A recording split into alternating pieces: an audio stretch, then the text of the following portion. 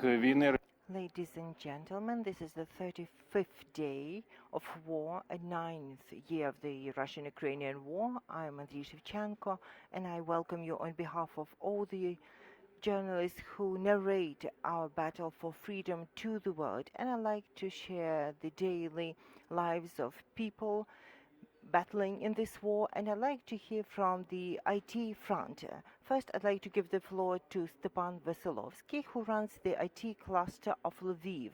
This is association bringing together IT experts and IT companies of the city and region. So tell us about the sector in the times of war. Good day. Well, perhaps I could say fine, but fine isn't the right word these days.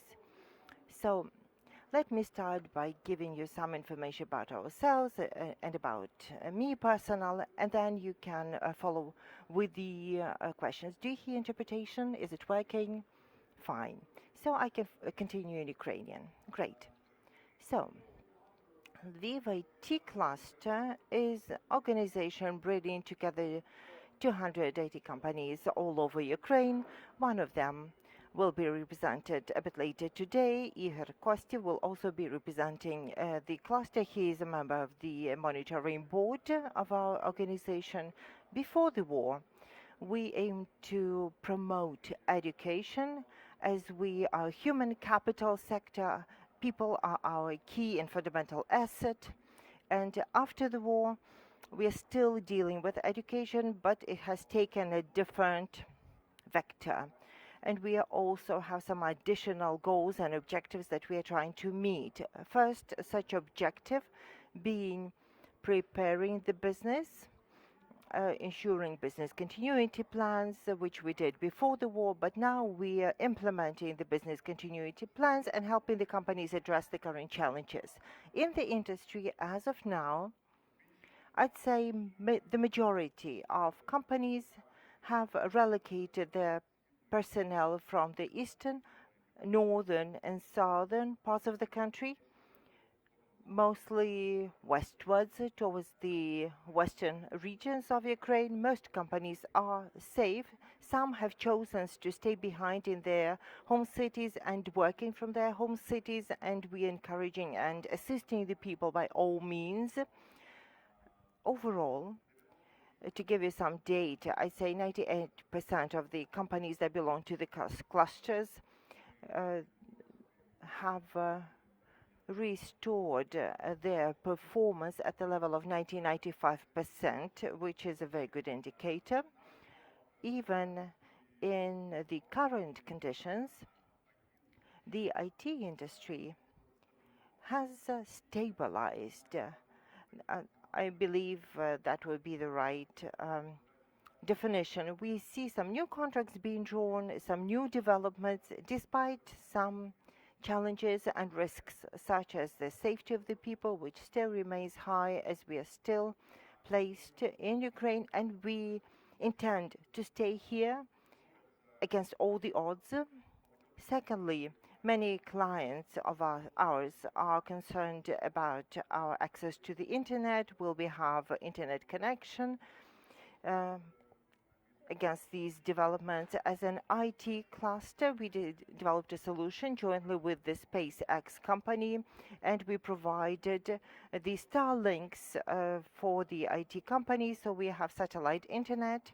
This project was implemented together with Elon Musk. I talked to him personally about this project, and most of Lviv region and all the critical infrastructure, including the IT companies belonging to our communities, have dealt with this issue. It's off the agenda, and we have good cases to report when the companies extended the contracts with the existing client, all thanks to this Starlink project.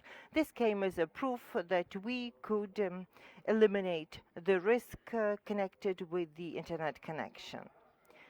To talk about our prospects, we see the IT industry, because of relocation, has opened some temporary technology hubs in the west of Ukraine, And we believe that once the war is over, once we win this war, we will change the landscape of the technological hubs, and many will stay in the western part of Ukraine. We see Zakarpattia having good potential if we start developing staff and education there. They could become a hub. Ivano-Frankivsk could become another hub. We are holding an event in Zakarpattia joined with the Oblast State Administration, and we'll be addressing the question of education, as 20,000 people are now staying in Zakarpattia. These are IT experts. Before the war, there was about 1,000 of them. In Lviv, before the war, we had 31,000 people working in IT industry. Now, according to my estimates, they are from 70 to 100,000 people in Lviv city and region. We will surely make further studies to elaborate the data. We are launching IT resilience research to study the industry. As we know, the war won't be over tomorrow, and we will still need to persevere and grow and develop in this confederation.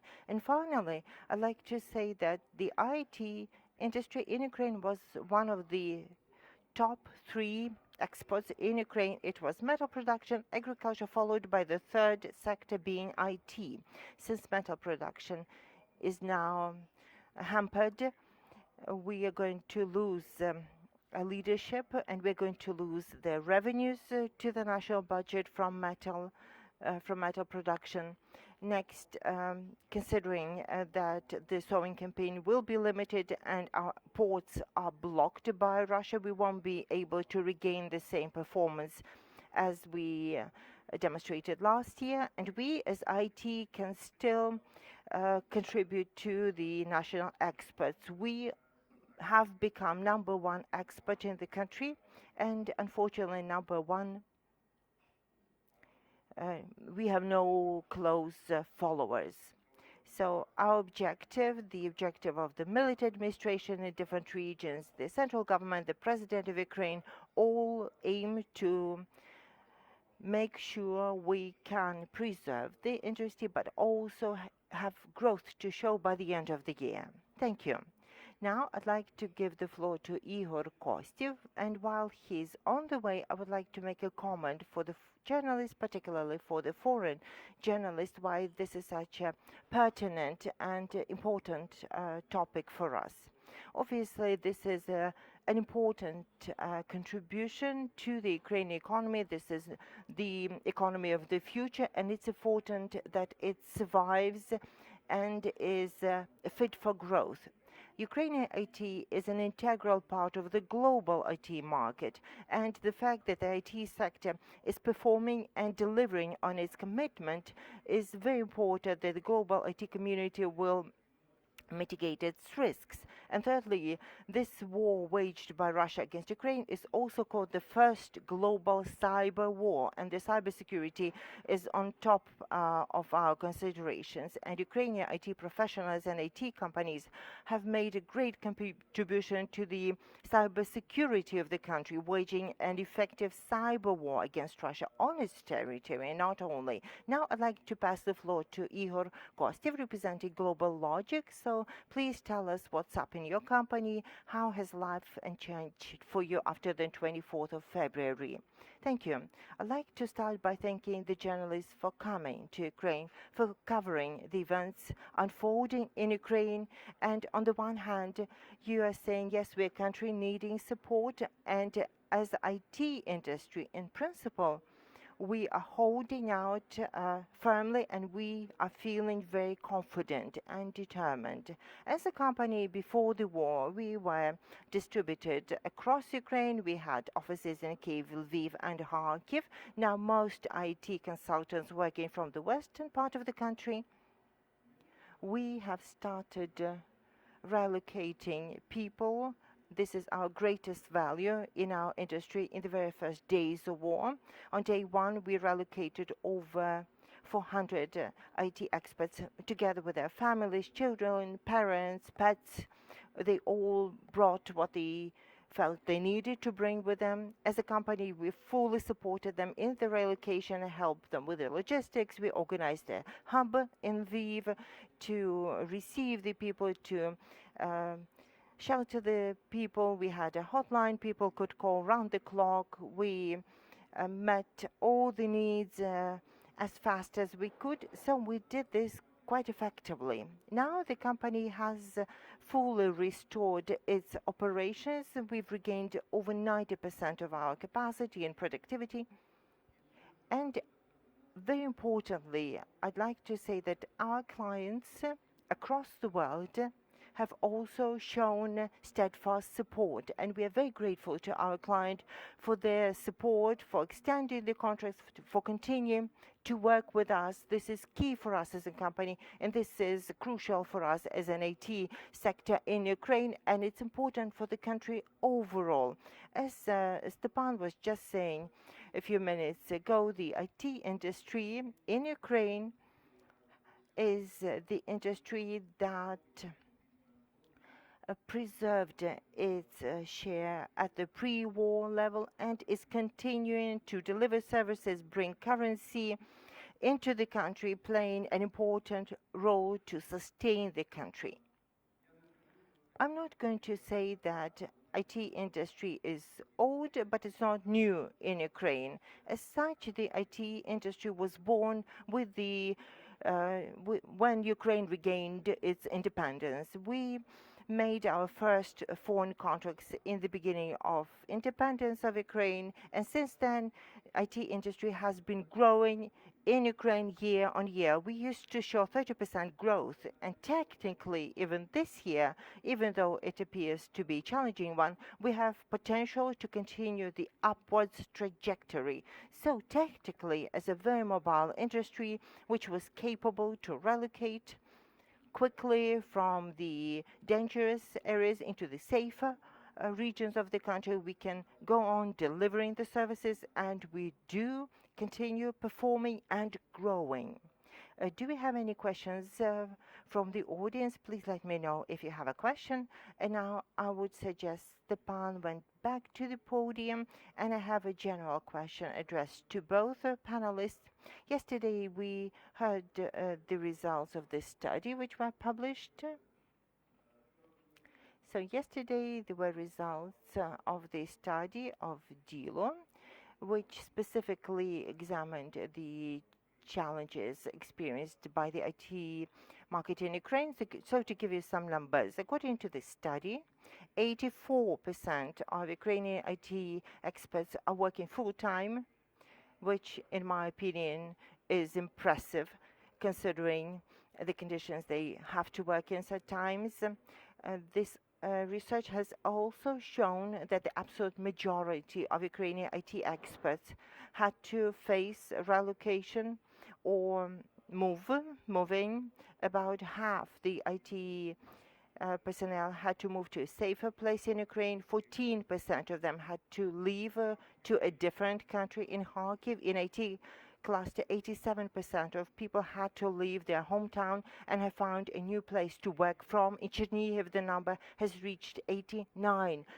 This is the last figure, that 23% of those who relocated within Ukraine, so every fourth, ended up in Lviv city or region.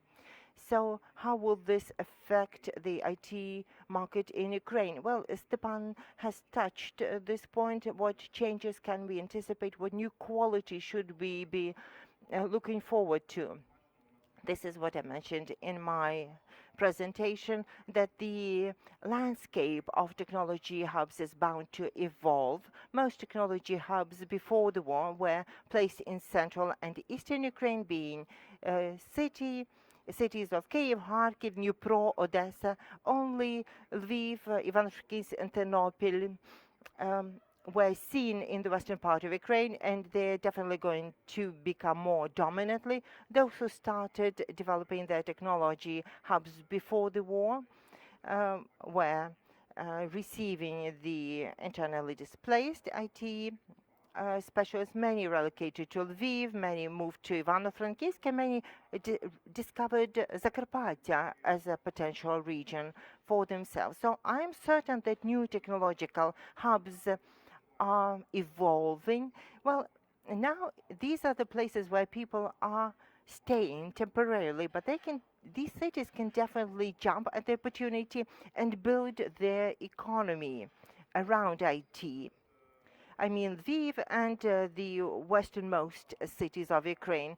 What is going to happen to Kharkiv, Odessa, Dnipro, Kyiv? It's too early to say. I believe they will stay and develop and grow, definitely in the end, because we all feel deeply for these cities, and these cities have all the prerequisites. Even though Russia has inflicted major damage to the infrastructure, but when people go back, when they rebuild, university isn't a building, university is the people. And the hubs are people-based, and Kharkiv, Odessa, Dnipro have excellent technological universities with highest training standards, so they're going to be all right. This is going to be a discovery for us. This is going to be a new opportunity for new cities to grab the attention of the industry. Now I'm urging all the governors of Western regions, you have been given this chance in the dire times, so grab the opportunity, treat the businesses and people well, as perhaps or for certain the future of your local economy may lie in IT. I would totally agree with Stepan. I would only add that the renewal of Kyiv, Kharkiv, and other Ukrainian cities in IT will depend on the way we rebuild the infrastructure of the city overall and of the education system in particular. The educational system is linked to the audience, but COVID time has shown that education can survive remotely. It can perfectly survive online. So I believe that universities and institutes in these cities will be able to revive and restore their operations very soon. And many people will definitely go back home. Some will stay behind, but many will go back and rebuild the region. What you're telling us shows an incredible level of flexibility and sustainability and stamina of the sector, which in these dramatic times continue performing, delivering on its international commitments. Do you have an address for your foreign partners? How can they help to bring peace in this situation? What can they do? I do have a message, and this message is of gratitude, of sincerest gratitude to our clients standing with us. They believe in us, they believe in Ukraine, and this is incredible. I'd like to ask those who are still waiting whether they should recruit or contract Ukrainian companies, don't hesitate.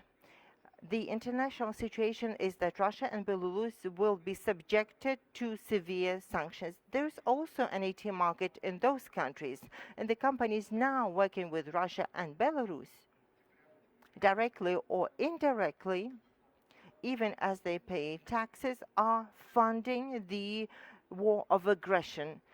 The money you pay these companies then go to pay for bullets, projectiles to kill women and children in Ukraine. So better withdraw your contracts from Russia and Belarus and bring them to Ukraine or Europe or other countries of the world which are not implicated in this war. And this will be your support for Ukraine. This will be your support and your stance in this global fight for freedom. I would only like to add that perhaps with the first or second day of this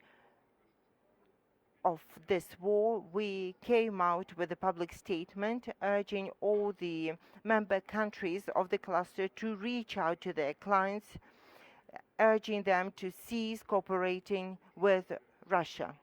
If you're still doing business in Russia, you'd better give a chance to the Ukrainian companies as your investments in Ukraine will not go towards paying weapons that will destroy infrastructure and slaughter civilians. So this is our direct message. And if you're still doing business with Russia, there are many that have withdrawn from Russia, especially in IT. You still have a chance to come here. And last question to you before we bring in Alina.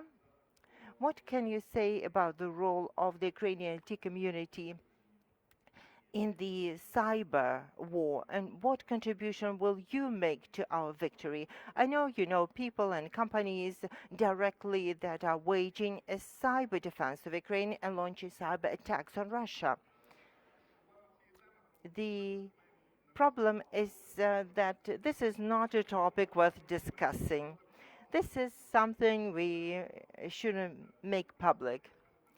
I'll share a case, and this will be indicative of the engagement of the people in this fight. There's a level of special operations, and experts do it. It's just hundreds of them, and there is massive front when everyone can help. So to talk about the first, there's nothing we can disclose about cyber operation, but we help there for certain.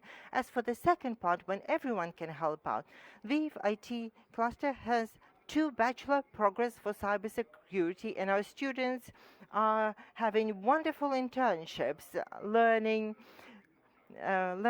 and studying as they go. So after the war, Ukraine will have the very best experience of assuring cybersecurity and cyber attacks. So we are happy to welcome potential clients into Ukraine. I have little to add. A lot will come to light after our victory. What's known is known, and I would concur with our Minister for Digital Transformation, Ivan Fedorov, that the IT industry, every IT consultant is also a cyber warrior. We see incredible effectiveness of this warfare, starting with the DDoS attacks that have proven to be very effective, attacking key Russian agencies and institutions that make and the contribution to the cybersecurity of the Ukrainian cyberspace.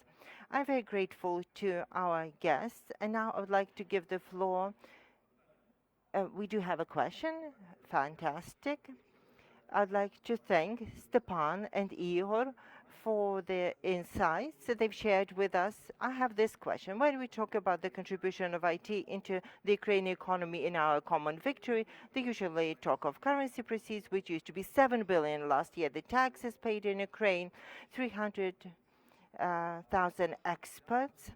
But to make it clear, why is it so important for the industry to keep performing and creating these well-paid jobs? What impact does it have on the economy of the region, economy of the western regions of Ukraine, and what impact does it have on the people who are not working in IT themselves? According to the official data, we see just direct taxes paid by the companies or consultants. We are also seeing indirect numbers. The people delivering the services in IT also make a living and spend it here. Some money is now donated to the army and to the charitable causes. They recycle the money into the economy as they buy foodstuffs and everyday things, and en masse they may be paying more taxes and contributing more than the taxes paid directly. We have 300,000 IT staff in Ukraine. It was 280 plus before the war, but now it's around 300,000 as of now. All of them pay taxes, also use the services in Ukraine, buy goods in Ukraine, and in this fashion, we as an industry are contributing 4-5% of the Ukrainian GDP, and indirectly we're contributing much more to keep the economy of the country going, to preserve our buying capacity and economic freedom. I would only add that we are doing a study these days. It's called Social and Economic Impact of the IT industry on the domestic economy. Before the war, as of last year, we created 2.8 jobs for one job in IT because of the spendings that the IT community make. They have higher incomes, so they spend more, creating more jobs across other industries like catering, restaurants, property development, and many, many others. They buy cars, maintain them, they buy insurance, they buy products and services, including healthcare services. So in this context, this is a new economy potential for the cities for the creation of new technology hubs. The tax revenues may not be noticeable immediately because people will still be paying taxes where they're registered back at home. But it's a smaller proportion because and this is why all the countries of the world are fighting to preserve their human capital. And many countries are opening their doors to the IT community and giving them tax breaks for 3 years because their spendings are far more important into the domestic economy, into the local economy. Before the war, it was $1.3 billion of economic effect from IT in Lviv alone, and that was done by 30,000 IT community. Now it won't be 2.8 jobs created by one IT job because many businesses had to shut down. But the potential is still there. There's still a demand, but businesses are shrinking, and we are urging the local businesses to reopen their operation, to rekindle the operation and target this audience. It's a chance for you to develop and grow even now. And we are very happy to see a program. It's called IT Club with 1,000 partners, small, medium, and big businesses offering loyalty to the IT specialists. And as of today, 300 companies out of 1,000 restore their operations. So 30% of our partners loyal to IT have resumed the operation. We'd like to see the number at 70 or 90. Look up to IT sectors and we'll help you out to do it. Thank you, Stepan Veselovskiy, IT Cluster of Lviv, and Ihor Kostiv, the president of GlobalLogic. And I'd like to give the floor to Elena Medinska. Elena works for GlobalLogic company, and as far as I know, Elena is one of the 89% of IT specialists from Kharkiv who had to leave their hometown after the Russian invasion. And now Elena is working here as a professional and as a volunteer. This is perfectly accurate. I will speak slowly as I'm still translating. I need to take some time to do that. So when they say that I was relocated, it's not accurate for me because relocation and moving from my hometown of Kharkiv was something I had many occasions to do throughout my life. I had many offers to work and study elsewhere. So this hasn't been a relocation for me. It has been an evacuation. And this wasn't a choice I made to leave my city.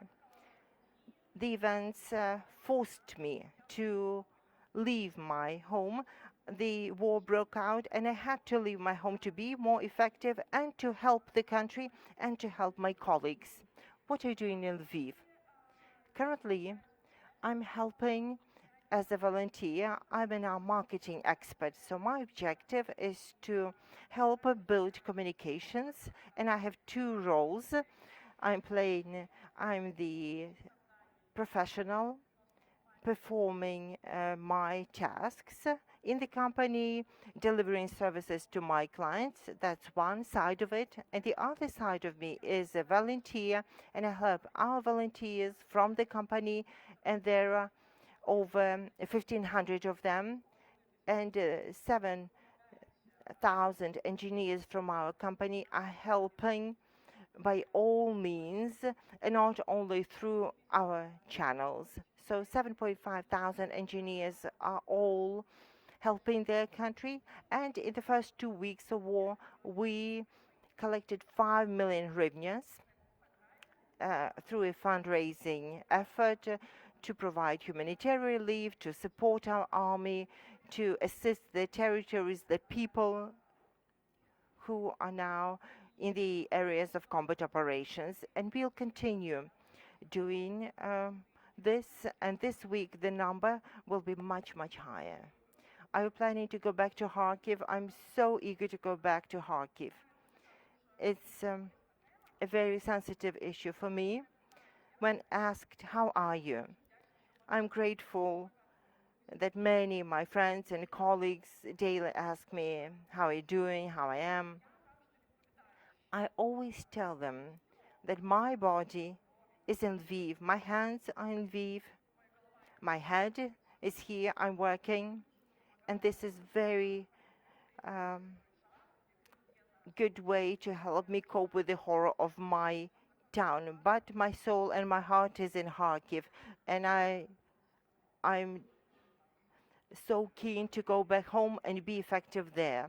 Let's thank Elena Medinsky from GlobalLogic, one of the 100,000 Ukrainian IT professionals who continue performing their duties professionally and making their contribution to our joint victory. Thank you. Ladies and gentlemen, this concludes this section of the briefing. We reconvene at 13:30. 1:30 p.m. We are to meet Ms. Shulyag, who heads the political party Sluga Narodu, Servant of the People, and she will give us the details about the governmental support for the internally displaced people who have